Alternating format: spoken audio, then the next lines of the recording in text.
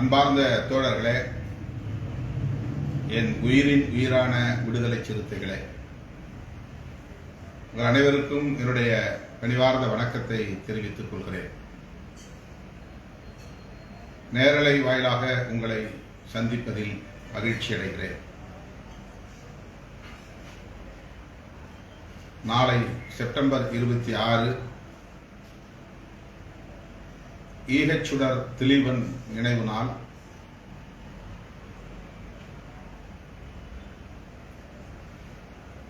விடுதலை சிறுத்தைகள் கட்சியின் தலைமையகமான அம்பேத்கர் திடலில் திலீபன் நினைவேந்தல் நிகழ்வு ஒருங்கிணைக்கப்படுகிறது. மாலை 5 மணி அளவில் நடைபெறவுள்ள இந்த வீர வணக்க நிகழ்வில் இயக்கத் தோழர்கள், குறிப்பாக சென்னை மாவட்டத்தை சார்ந்த தோழர்கள், மாவட்ட பொறுப்பாளர்கள் தவறாமல் பங்கேற்று சிறப்பிக்க வேண்டும் என கேட்டுக்கொள்கிறேன். மாநாடு தொடர்பாக ஏற்கனவே சில வழிகாட்டுதல்களை வழங்கியிருக்கிறோம். அந்த அடிப்படையில் ஆங்காங்கே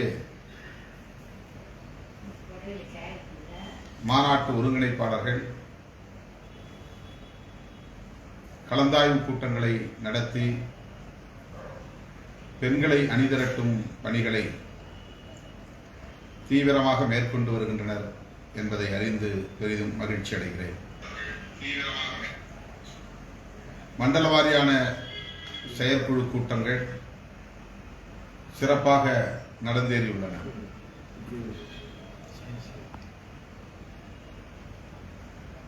மண்டல வாரியான செயற்குழு கூட்டங்களில்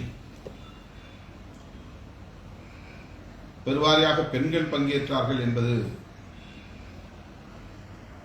மிகுந்த மகிழ்ச்சியை அளித்தது, நம்பிக்கையை அளித்தது.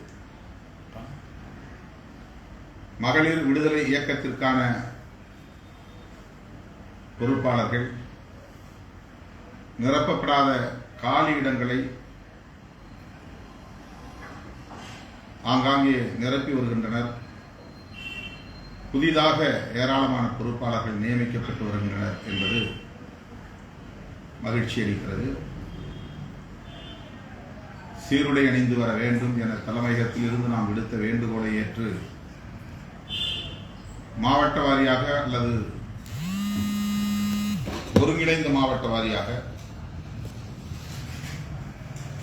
மாவட்ட பொறுப்பாளர்கள் தலைமையிடத்திற்கு சென்னை வந்து அந்த சீருடை புடவைகளை, சேலைகளை வாங்கிச் செல்வது நடைபெற்றுக் கொண்டிருக்கிறது. இன்னும் சில நாட்களே எஞ்சியுள்ள நிலையில் விரைந்து தோழர்கள் தலைமையகம் வந்து சீருடைகளை வாங்கிச் செல்ல வேண்டும் என்று கேட்டுக்கொள்கிறேன். மாநாட்டுக்கான பணிகளில் கவனம் செலுத்துங்கள். மிகவும் உணர்ச்சி பூர்வமான ஒரு பிரச்சனை மது மற்றும் போதைப் பொருள் ஒழிப்பு என்பது.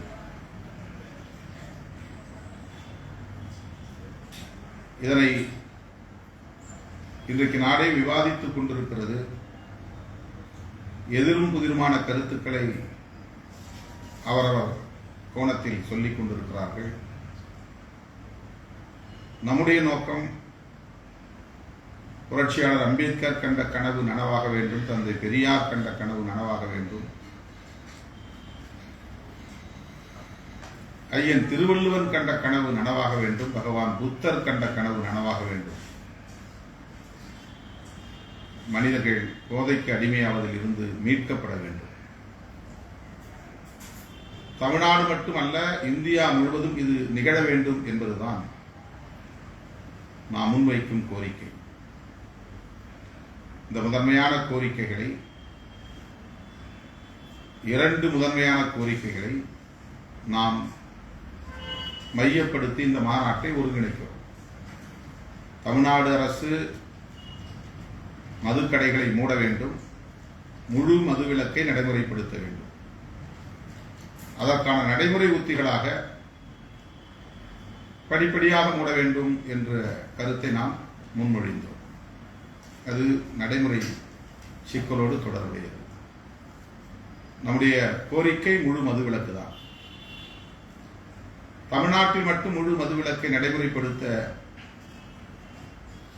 இயலாது. இந்தியா முழுவதும் முழு மதுவிலக்கு நடைமுறைப்படுத்த வேண்டும். தமிழ்நாட்டில் உள்ளவர்கள் மட்டும் போதை அடிமைத்தனத்திலிருந்து மக்கள் மீள வேண்டும் என்பதல்ல, இந்தியா முழுவதும் உள்ளவர்கள் அதிலிருந்து மீளுவது தேசத்திற்கு நல்லது, மனித வளம் பாதுகாக்கப்படும். எனவேதான் தேசிய பார்வையோடும் இந்த பிரச்சனையை நாம் அணுகுகிறோம். சாதி ஒழிப்பு,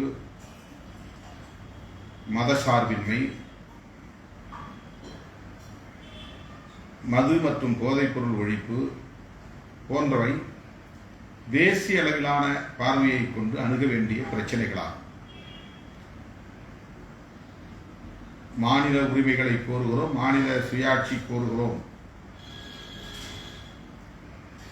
அப்படி இருக்கிற போது ஏன் இந்திய ஒன்றிய அரசிடம் இந்த கோரிக்கையை நாம் வைக்க வேண்டும்? மாநில அரசுக்கான அதிகாரத்தை மைய அரசிடம் ஏன், இந்திய ஒன்றிய அரசிடம் ஏன் நாமே கொண்டு போய் சேர்க்க வேண்டும் என்று பலர் கேள்வி எழுப்புகிறார்கள். அது சரியான ஒரு வாதம் அல்ல.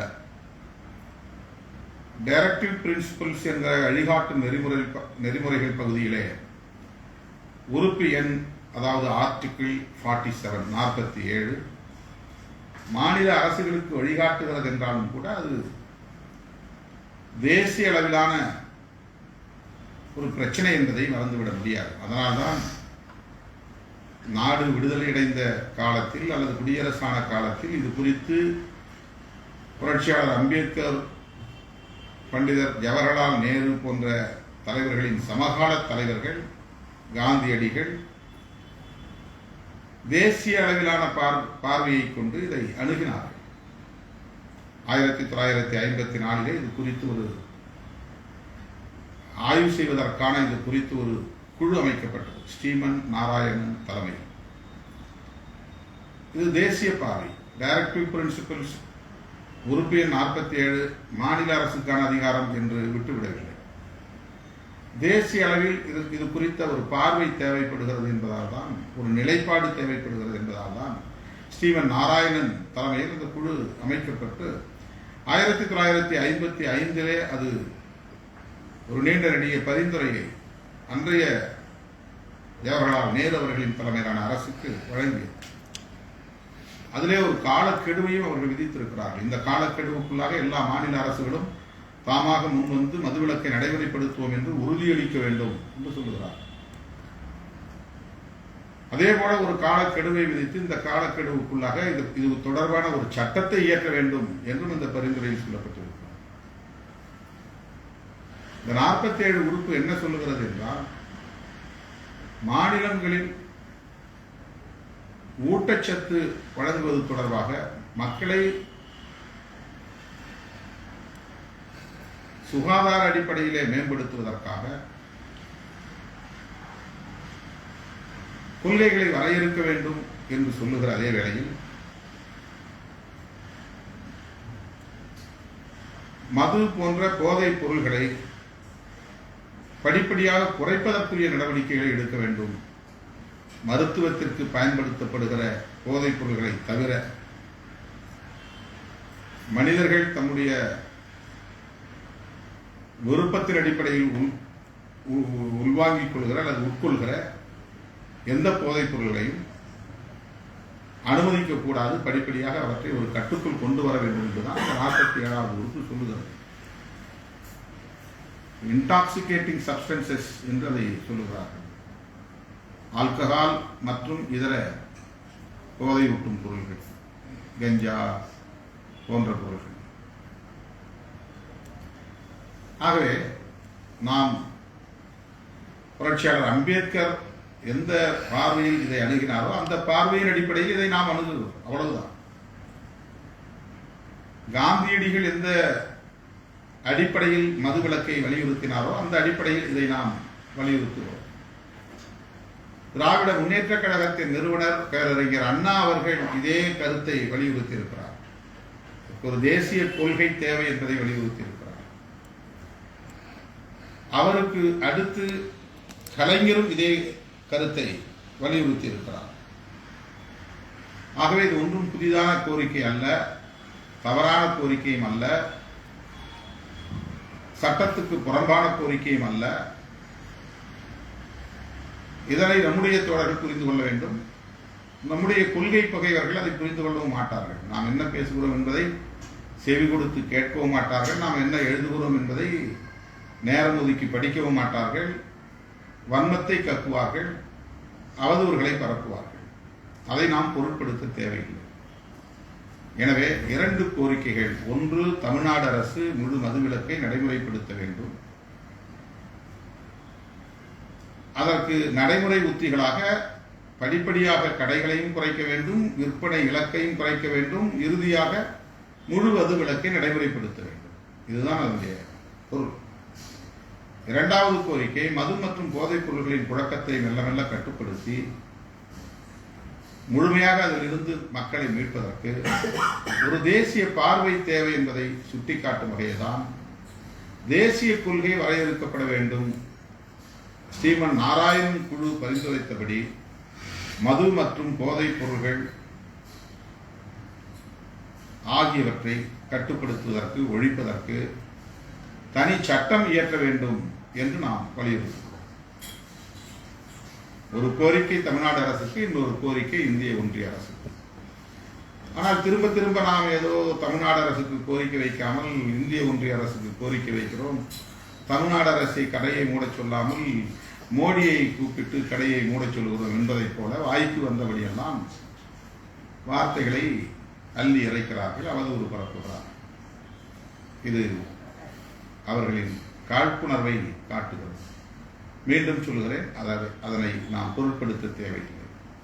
எனவே இந்த கோரிக்கைகளை வலியுறுத்தி நாம் நடத்தவிருக்கிற இந்த மாநாட்டில் திராவிட முன்னேற்ற கழகம், காங்கிரஸ் பேரியக்கம், இந்திய கம்யூனிஸ்ட் கட்சி, மார்க்சிஸ்ட் கம்யூனிஸ்ட் கட்சி, மறுமலர்ச்சி திராவிட முன்னேற்ற கழகம், இந்திய யூனியன் முஸ்லீம் லீக், மனிதநேய மக்கள் கட்சி ஆகிய நமது கூட்டணியை சார்ந்த கட்சிகளின் மகளிரணி தலைவர்கள் பங்கேற்று இந்த மாநாட்டில் சிறப்புரை ஆற்ற உள்ளனர்.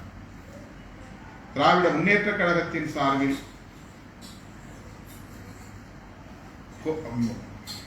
செய்தி தொடர்பாளர் TKS இளங்கோவன் அவர்களும், அமைப்பு செயலாளர் அண்ணன் RS பாரதி அவர்களும் பங்கேற்பதாக அறிவிப்பு செய்யப்பட்டுள்ளது. மற்ற கட்சிகளில் இருந்து எல்லோரும் பெண்கள் பங்கேற்கிறார். இந்திய கம்யூனிஸ்ட் கட்சியின் தேசிய மகளிர் அணி தலைவர் ஆனி ராஜா அவர்கள் பங்கேற்று உரையாற்றுகிறார். திரு D ராஜா அவர்களின் அருமை துணைவியார் CPI கட்சியின் மகளிர் அணிக்கு தேசிய அளவிலான தலைவராக பணியாற்றி வருகிறார். அவர்தான் வயநாட்டில் வேட்பாளராக ராகுல் காந்தி அவர்களை எதிர்த்து நின்ற ஒரு தலைவர். அவர் நம்முடைய மாநாட்டில் பங்கேற்று உரையாற்ற இசைவளித்திருக்கிறார். மார்க்சிஸ்ட் கம்யூனிஸ்ட் கட்சியின் சார்பில் தோழர் வாசுகி அவர்கள் பங்கேற்று உரையாற்றுகிறார். மறுமலர்ச்சி திராவிட முன்னேற்ற கழகத்தின் சார்பில்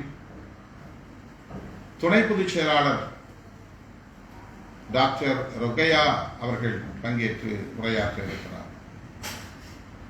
இந்திய யூனியன் முஸ்லீம் லீக்கில் இருந்தும் மனிதநேய மக்கள் கட்சியின் சார்பிலும் அந்தந்த கட்சியின் மகளிரணி தலைவர்கள் பங்கேற்க இசைவளித்திருக்கிறார்கள். ஆகவே இந்த மாநாட்டில் நமது தோழமை கட்சிகளின் மகளிரணி தலைவர்கள் பங்கேற்று உரையாற்ற இருக்கிறார்கள் என்பதை மகிழ்ச்சியோடு நான் பதிவு செய்ய கடமைப்பட்டிருக்கிறேன். சரியாக 4 மணிக்கு இசை நிகழ்ச்சியுடன் நம்முடைய மாநாடு தொடங்கும். 5 மணியிலிருந்து தலைவர்கள் உரையாற்ற தொடங்குவார்கள். 9 மணிக்கெல்லாம் நிகழ்ச்சியை நாம் முடிக்க திட்டமிட்டிருக்கிறோம். சரியாக 9 மணிக்கு மாநாடு நிறைவு பெற வேண்டும். எனவே காலம் தாழ்ந்து மாநாட்டுக்கு வரும் எண்ணத்தை தோழர்கள் தூக்கி எறிந்து விட வேண்டும். 3 மணி அல்லது 4 மணிக்கே மேடைக்கு வந்து சேர வேண்டும். அந்த மேடை அதாவது எதிரிலே அமர்கிற அந்த வடிவமைப்பு ஆண்களும் அமர்வதற்கு ஏற்ப நாற்காலிகள் போடப்படும். 2 வண்ணங்களில் நாற்காலிகள் இருக்கும். நீலம் சிவப்பு அல்லது நீலம் வெள்ளை என்கிற அடிப்படையில் 2 வண்ணங்களில். மேடைக்கு நேர் எதிராக மைய பகுதியில் மகளிர் அனைவரும் அமர்வார்கள். மேடை மகளிருக்கு பின்புறம், மகளிருக்கு இடப்புறம், மகளிருக்கு வலப்புறம் பா வடிவத்தில் ஆண்கள் அமர்வார்கள். பெண்கள் அமர்கிற பகுதியில் ஒரே ஒரு ஆண் கூட போய் அமர முயற்சிக்க கூடாது. மேடையின் இடப்புறத்தில், அதாவது மேடையிலிருந்து பார்த்தால் வலப்புறத்தில் தோழமை கட்சிகளின் முக்கிய தலைவர்கள் விவிஐபி அமர்வார்கள். அதற்கு அங்கே ஒரு 100 இருக்கைகள் போடப்படுகின்றன. அந்த இடத்திலும் தோழர்கள் யாரும் கட்சியுடைய பொறுப்பாளர்கள் அமர்வதற்கு எந்த முயற்சியையும் மேற்கொள்ளக்கூடாது. மேடையில் இருந்து இடப்புறம், பார்வையாளர் பகுதியிலிருந்து பார்த்தால் வலப்புறம் முழுக்க மீடியாவுக்காக ஒதுக்கப்படுகிறது. இந்த ஒரு பகுதி முழுவதும் மீடியாவுக்காக ஒதுக்கப்படுகிறது. அந்த பகுதிக்குள் எந்த காரணத்தை முன்னிட்டும் இயக்கத் தோழர்கள் உள்ளே நுழைவதற்கு முயற்சிக்க கூடாது. மேடையில் நமது கட்சியின் மகளிரணி செயலாளர், தோழமை கட்சிகளின் மகளிரணி செயலாளர்கள் அமர்வார்கள். மற்ற அனைவருமே மேடைக்கு எதிர்ப்புறத்தில் விவிஐபிக்காக ஒதுக்கப்படுகிற இருக்கைகளில் தான் அமர வேண்டும். இப்போதே தோழர்கள் அதற்கு தங்களை தயார்படுத்திக் கொள்ள வேண்டும். ஆளாளுக்கு மேடையிலே வந்து அமர்வதற்கு எந்த முயற்சியும் மேற்கொள்ளக்கூடாது. இன்னும் மாநாட்டுக்கு நெருக்கத்தில் யார் யார் மேடையில் அமர்வார்கள் என்பதை நான் குறிப்பாக அறிவிக்க இருக்கிறேன். எனவே தோழர்கள் இதற்கு முழுமையான ஒத்துழைப்பை நல்க வேண்டும் என்று கேட்டுக்கொள்கிறேன். மாநாடு வெற்றிகரமாக அமைய உங்களுடைய முழுமையான ஒத்துழைப்பு தேவை. இயன்ற அளவுக்கு